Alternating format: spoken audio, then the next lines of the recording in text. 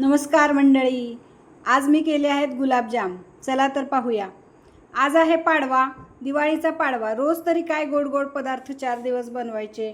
आज म्हटलं गुलाबजाम करूया। गुलाबजाम आमच्याकडे सगळ्यांना खूप आवडतात। आमच्या इकडे ना छान असा मस्त ताजा ताजा खमंग खरपूस इतका छान खवा मिळतो ना। हे बघा, तुम्ही पाहू शकता।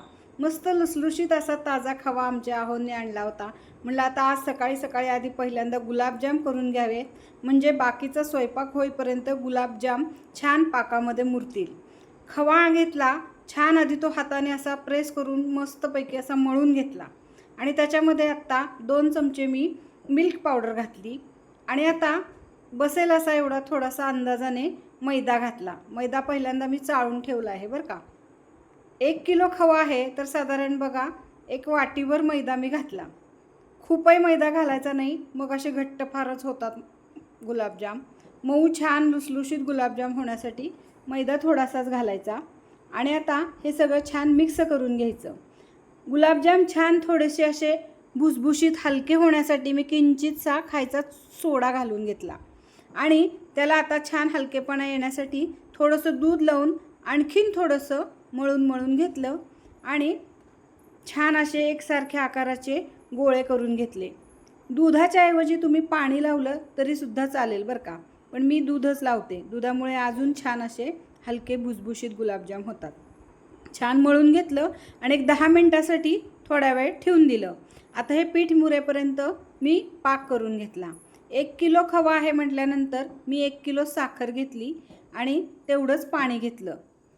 हे साखर आणि पाणी छान मिक्स करून पाक करण्यासाठी ठेवून दिला। गुलाबजामचा पाक काही फार घट्ट नसतो करायचा बरं का, अगदी 1 तारी 2 तारी वगैरे नाही। साधारण साखर विरघळली आणि पाकाला उकळी आली की सैलसरच पाक गुलाबजामसाठी तयार होतो। आता हा मी पाक उकळण्यासाठी ठेवलेला आहे।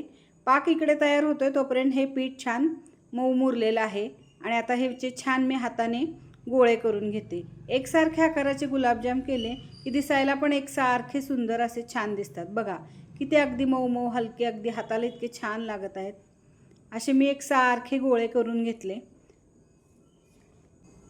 दिवाळीमध्ये फराळाचे भरपूर जरी गोड पदार्थ असले तरी जेवताना सुद्धा काहीतरी मेजवानी गोड गोड असावीच वाटते ना, त्याशिवाय दिवाळी कसली हो।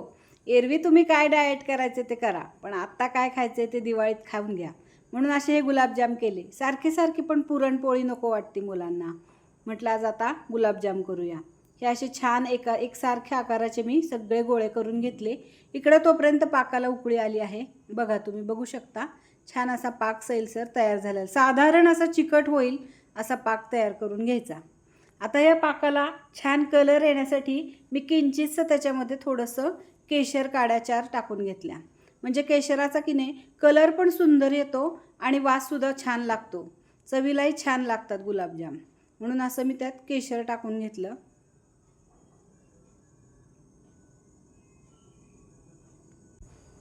आता उद्या भाऊबीज आहे ना, मग भावाकडे जाताना भावाच्या मुलांना पण घेऊन जाता येतात ना गुलाबजाम।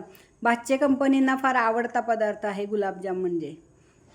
आता मी तेल गरम करून घेतलेलं आहे आणि आता सगळे गुलाबजाम मी तळून घेते। पहिल्यांदा ते तेल तापलंय का बघण्यासाठी थोडंसं त्याच्यामध्ये पीठ टाकून घेतलं आणि तेलाचा अंदाज घेतला।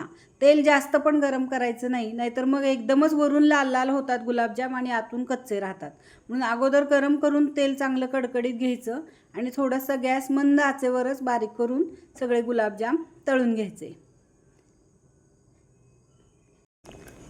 गुलाबजाम तळत असताना बरं का असे मध्ये मध्ये सारखे हलवत राहायचे, म्हणजे ते एकाच जागेला राहून एकसारखे सगळे एकसारख्या कलरचे तळले जातात। नाहीतर मग एकीकडे डार्क एकीकडे फेंट असे तळले जातात।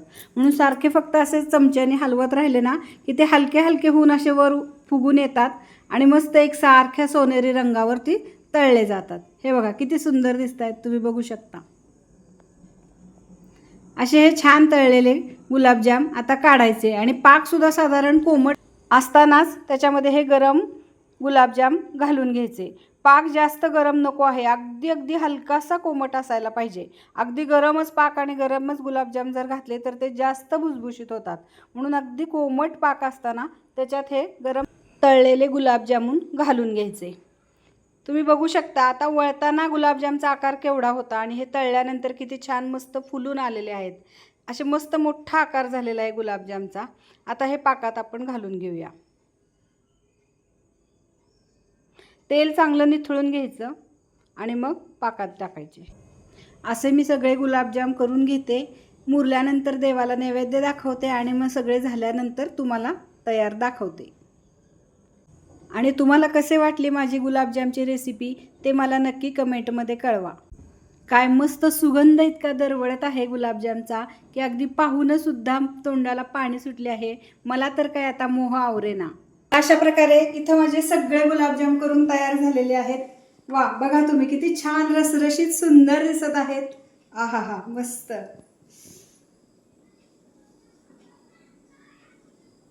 वा.